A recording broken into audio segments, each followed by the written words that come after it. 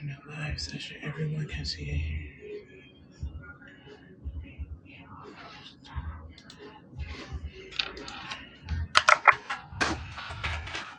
1 second. Oh, let me see what that look like. Hold the phone. Trying to get back in the groove of these things.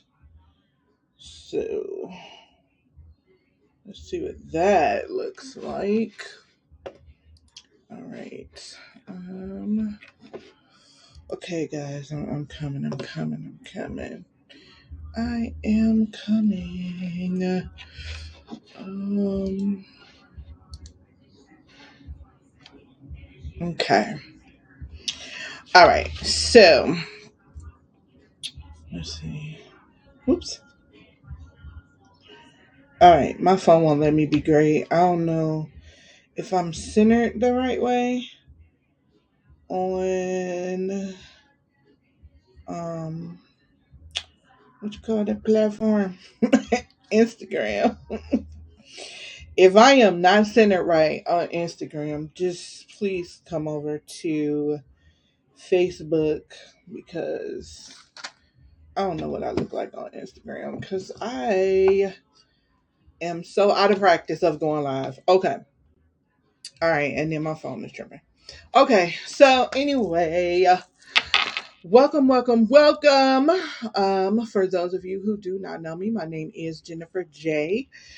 And I am a marketing systems provider. So we provide, create, set up, and manage marketing systems for businesses so that they can work on their business and not in their business. Okay. So what I want to talk about today is the 2023 system trends. So what are the trends that I have been seeing in my little world as far as what's going on in the system world and just really the business world, right? So, in the business world, what I am finding is that most people, number one, are following trends. Finally. Okay.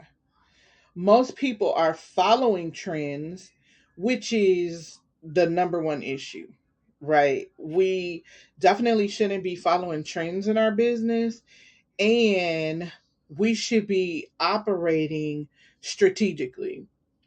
And what I mean by that is everything we do should have a plan attached to it. And so I have had the pleasure of listening to multiple millionaires and billionaires. And one thing that I got from that is that they don't send any dollar out without it having a mission. I think it was Brian Bean said that his money are soldiers. They all each have a mission that they need to come back to. So if we are sending our soldiers out, they should have a mission. We also should be thinking, what is this going to require of me to do instead of just operating? So, I'll talk about the system trends that I see and then I'll get back into that. So, the system trends that I am seeing is email length. Man, it's like the attention span is getting worse and worse because people are not even reading the valuable emails that you send, right? And so now Neil Patel says that your email should be under 200 characters.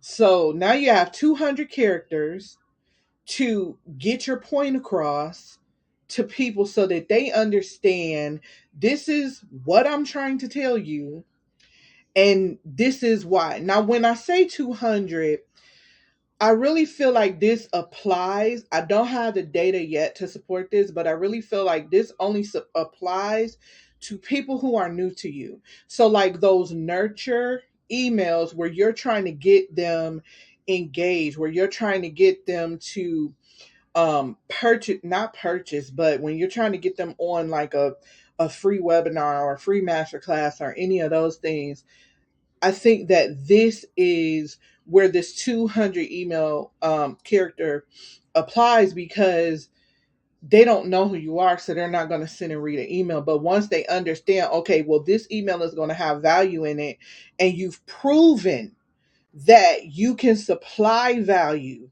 to them, at that point, then you'll be able to say, okay, okay, they're opening my emails because now they're over here. They've engaged with me. They understand who I am, and they understand what the premise of the email is going to be. As opposed to if you join my list and then I just start sending you all these long emails where you don't even know who I am. So, just take into consideration when you are writing your emails and when you are using AI, which I will get to in a minute, to make sure that you shorten those things to 200 characters, okay? Or or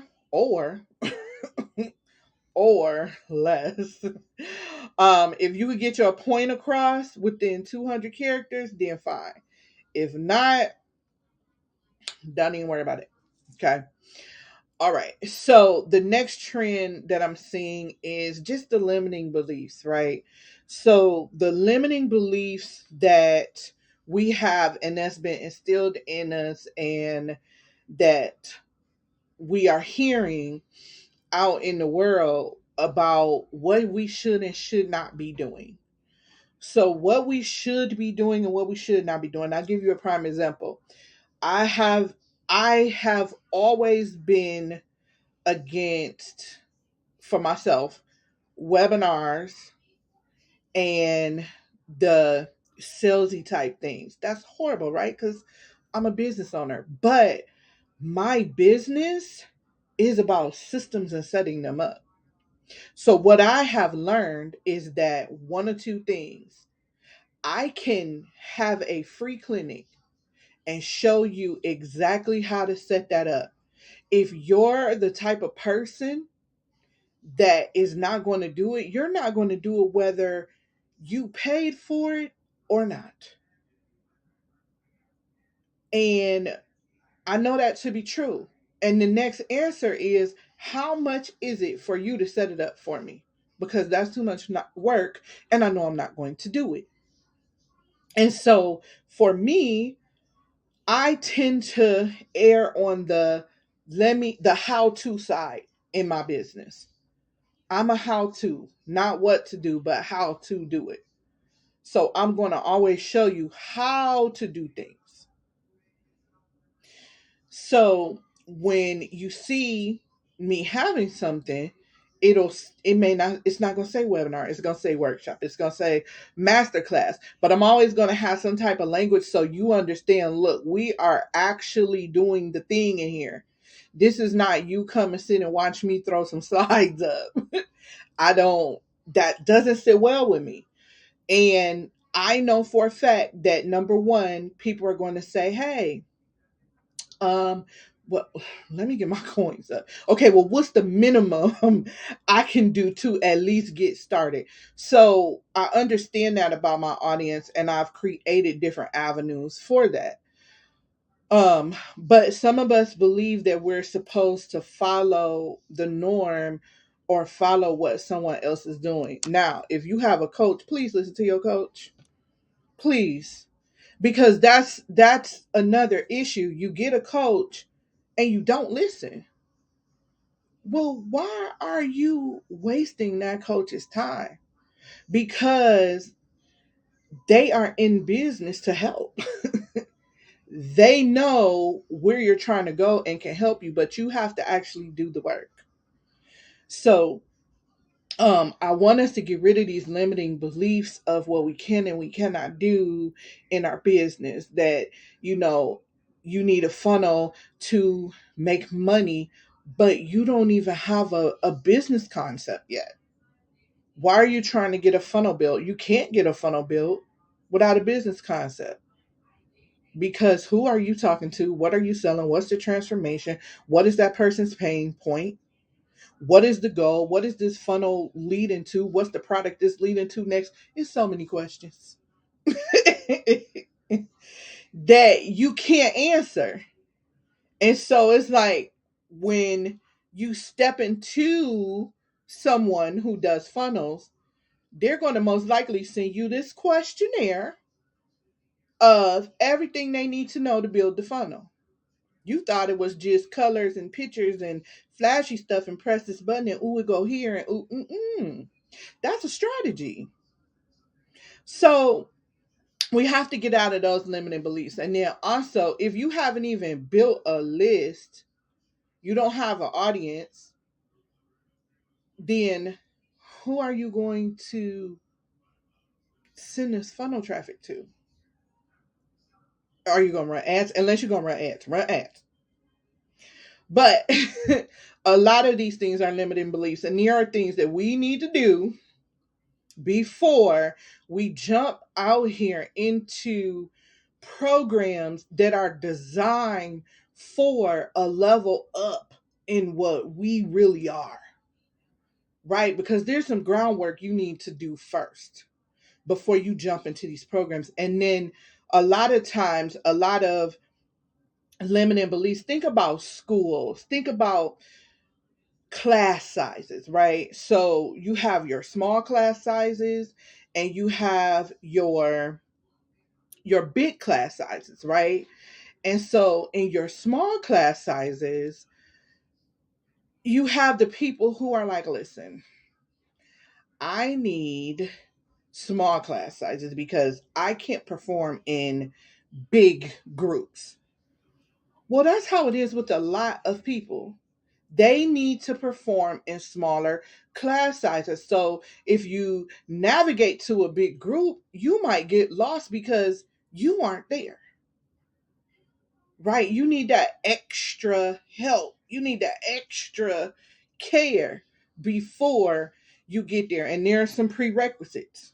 You know, when you went in college, there were prerequisites that you needed to take before you took certain classes. Okay.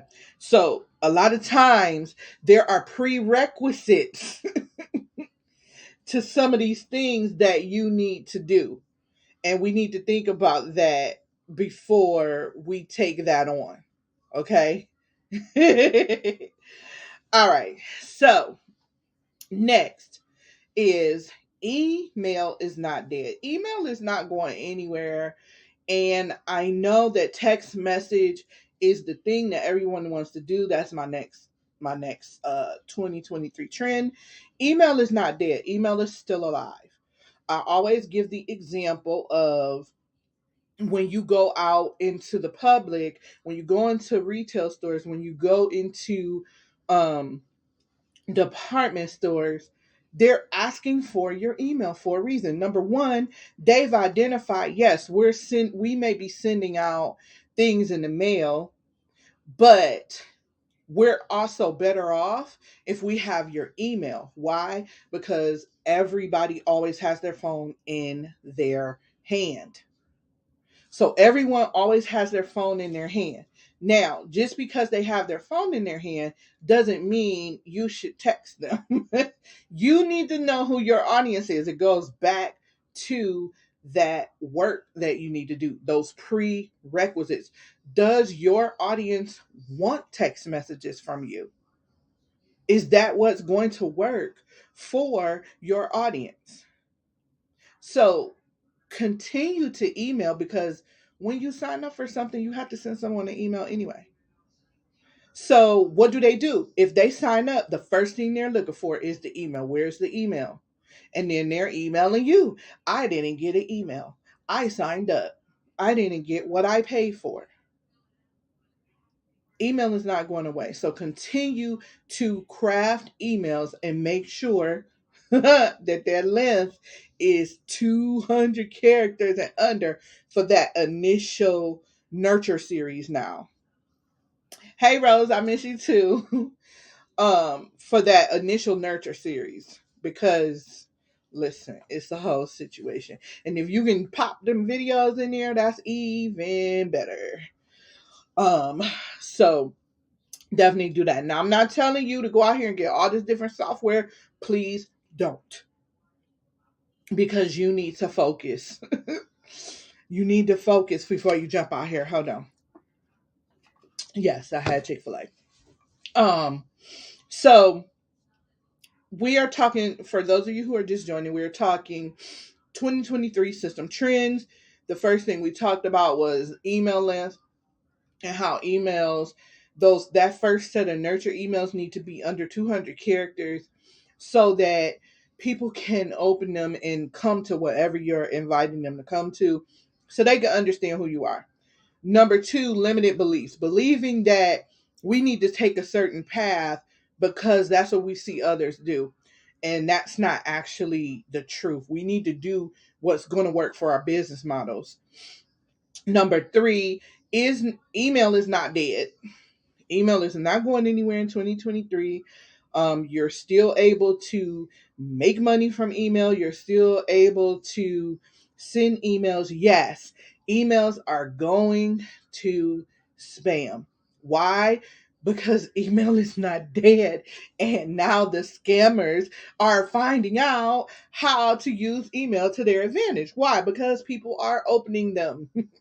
So that's just something we're going to always have to go up against. It's just those doggone scammers are always going to find a way, right?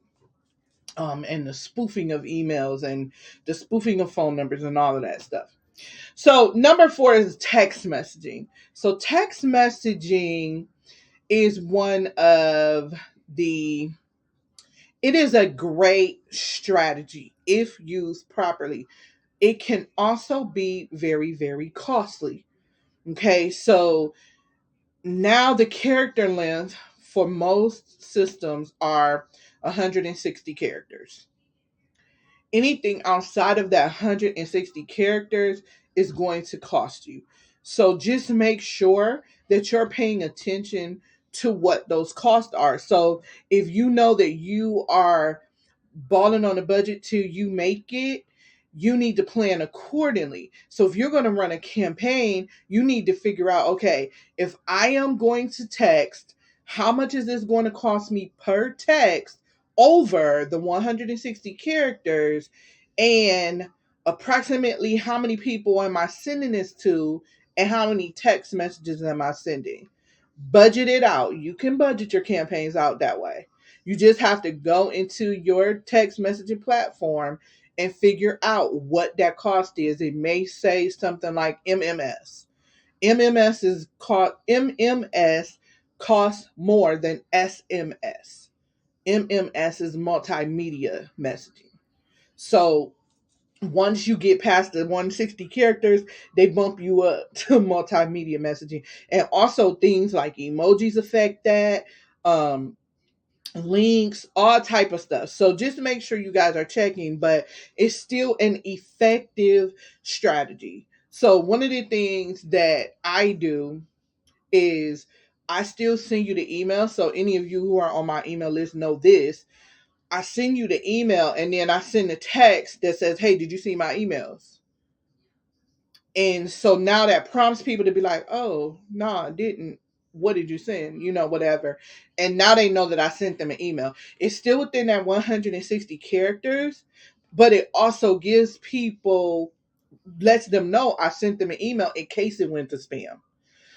And then do that sparingly, because listen, and please don't get offended when people opt out. If they opt out, they're not for you or they've moved on from you.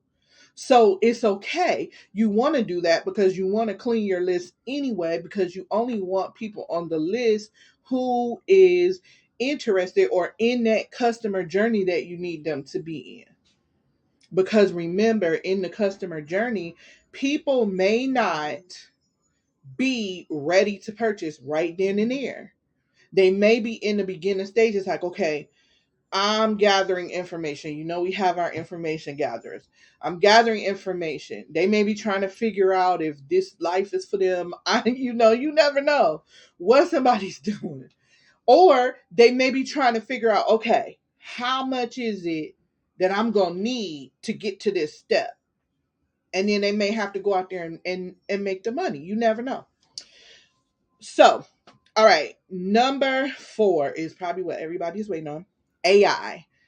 AI has taken over. It's trying to take over with the incorporation. Hey, what is that? Tanisha. With the incorporation of Chat GPT. Okay. Yes, you can tell that thing, write me 30 emails about lead generation. And it will. Um, for me, excuse me, guys. For me, I still have to go in and edit it. Does it help me? It does, because it takes what I normally want to say in my own words, and it helps me with that, right?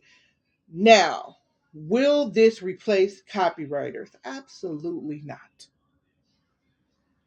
Because it cannot invoke emotion. It cannot hit the pain points, but it's a great start, especially for those nurture emails that you want to try to listen. I just need you to sign up for my webinar. I just need you to sign up for this. It'll help with that. Yes, it will. It'll help with if you're trying to write a blog and your audience are readers. If your audience is readers, will it help you? Yes. But eventually, because you're going to get to a different level in business, right? There are levels to business. And in those levels, it's two things. You either got time or you have money. You have money, you don't have time. You're going to replace the time that you may have with the money. I'm just going to pay for that. Because when you get to a certain level, you don't have time for that. You don't have time to go to Chat GPT and tell it to write you 30 emails and then take those emails, proofread them to make sure that it gets your point across, and to be able to, now you got to take those emails and you have to put them into your email autoresponder and schedule them to go out. You're not going to have time to do that when you get to certain levels of your business. And then if you delegate that out to somebody, now that's their job. Well, that's time that they could have been doing something else. So a lot of these things are um yeah, copywriters are never going away. They're never going away. Is GPT embedded into apps and platforms, or is it its own platform? I do know that some platforms are incorporating it into the back end of theirs, and it is its own platform. So it's openai.com. And yes, it's very, very fun to play with. I had it write me a rap. And I mean, you could just pretty much tell it to do anything, but you get out of it what you put into it. So if you don't tell it to write the correct things, then it's not going to write the correct things, and it's not going to give you what you need. But use it, because that's better than having nothing, because every business should be list building. You should be list building. So if you need to use AI to write these things, man, I use Copy AI, I use Jasper, and I use that Chat GPT, because I'm picky and I want a certain message to come across. Remember, in the beginning, I told you I'm about how to do things. So I teach you how to do it. If it's not going in that area, then I don't use it. Okay. So definitely tap into AI, because it will help you. I'm not gonna sit here in front and say it's not. Um, it will help you till you can afford a copywriter, because remember, you got time and you got money. If you got time, then you can sit there and do it. If you're not someone who can write, like I cannot write, if you have money, then you have money to pay a copywriter and you don't have to worry about that. All right, and the last one is affiliates. There is a trend of using affiliates now. So, meaning, and I'm not talking about affiliate marketing in the sense of those like products and stuff like that. I'm talking about your own products. So, offering affiliates for affiliate offers, affiliate campaigns for your own offers to be able to help you with sales. Because one thing for sure is that once you get your system up, it's work to be done. You don't just get the system and it's like, I'm here. No, that's equivalent of you walking outside your door and everybody in the universe knowing you walked outside. You have to tell people that you walked outside. Just like when we're on platforms, how it tells people we're live. You have to tell people, I'm here. This is what I have. This is what I can offer. And you have to send it back to your system. But you have to start somewhere, meaning start with the system. So I'm going to give you this and excuse me, I'm out. That's the devil because you know I have not gone live in about a month. So, if you don't have anything, if you do have a system, what you need to be doing is list building, even if you don't have an offer. If you don't have an offer, collect emails. Tell people, listen, this is what I have to offer. I have this checklist. Create a checklist. I have a checklist. I have an automation checklist. Create a checklist and send people to that checklist. Listen, here's a checklist on, I don't know, anything. Let me see who I have on here. Ooh, Dr. Aries. Here's a checklist on ASL. Did I say that right? ESL. ESL. How to get started in ESL. If you want to know how to get started in ESL, click this link. Give me your information. I'm going to give you the checklist. Now you know that these people are interested and you're building your audience, because I am going to tell you social media platform followers are not your audience. That's not your audience. They're about to cut me off for that. Because once they cut me off, I have no more access to you. So that's why it's so important to show up and provide value so that people can say, hey, I want more of this. I don't know what this stands for. Why you can leave me alone? Aries, you got yes. I think yes. Baby Aries popped off. That's my friend. And she does that. But I think that's what it is. Cause she has her little things look like a little kindergarten. She has her whole little background set up. But yes, I think that's what it is. And so you made me forget what I was about to say. Okay, so anyway, definitely always think of ways to advertise, and don't always think that it's going to happen online. Okay, you got to get out, and I'm talking to me too. You got to get out because there's so. Okay, I gotta go. I gotta go, guys. But I am having a challenge next week. It's called a challenge, but it's really a workshop. It's really a 4-day clinic. And on that clinic, I am going to be teaching you how to set up your system so you can start generating leads in your business, no matter what software you have. So I had to go click the link in my bio and sign up for my challenge because I have an appointment that I am 3 minutes late for. So, guys, I will see you later. Thank you for